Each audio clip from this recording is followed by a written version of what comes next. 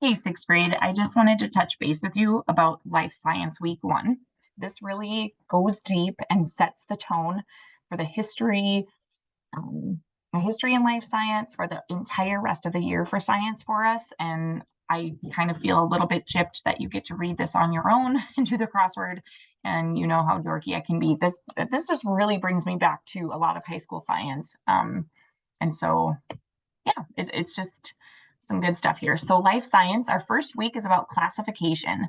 When you classify things, really what you're doing is grouping them. So, if you're classifying your wardrobe, you might organize it by like shirts and pants. You might organize it by color, right? So, classifying is kind of, in a sense, a fancy way of saying how you organize things. Okay. So, taxonomy is the fancy science word for it's the science of classifying living things. And here's how it's done. I will admit to you, usually the only quiz or test on this week is listing this entire thing in order. I don't know that we'll do that this year, but little heads up. You don't have to take these notes. I just, again, I just enjoy this so much, and this really is a good launch into the rest of the year. And I didn't want to be missing this little couple minutes with you. So we've got domain, kingdom, phylum, class, order, family, genus, species. Again, domain, kingdom, phylum, class, order, family, genus, species. Some years we've made up silly things like we just say domain and then King Philip, something, whatever. King Philip cares about order for gorilla species. Like, I don't know. You can make up a silly thing there if you want, but domain, kingdom, phylum, class, order, family, genus, species. Once you repeat it forever and ever, kind of like the planets, Mercury, Venus, Earth, Mars, and just you get the flow of it. Okay. Classification was developed by Carolus Linnaeus. He's also called Carl Linnaeus. It just depends if you want to use the Latin version of his name or not.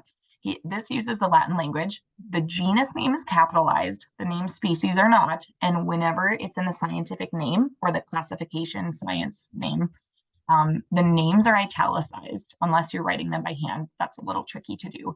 So here are a few that, again, bring me back to high school. My senior year, we had to memorize, I don't know, it was over 50 different animals and things, what their scientific names were. And here are the ones that stuck with me the most. Bison means buffalo. So the last two parts, or the two parts of the name, are the genus and the species. Okay, so it's the bison genus and the bison species. Puma refers to the cat family. If you go farther up there, like feline or felidae, it's farther up in the chain, but Puma concolor is the mountain lion or the cougar or many other names, right? Homo sapiens. So Homo is the genus, sapiens is the species. Those are humans. Mephitis. I love when they repeat. It's way easier to remember.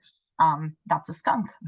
Canis lupus familiaris is a dog. So Canis, you can see that looks like canine, right? So there's reason for all those things in these Latin roots and stuff.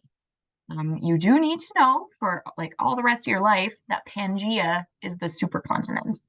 Okay, so again, you don't have to take these notes, just a little snippet of the week 1. So happy learning.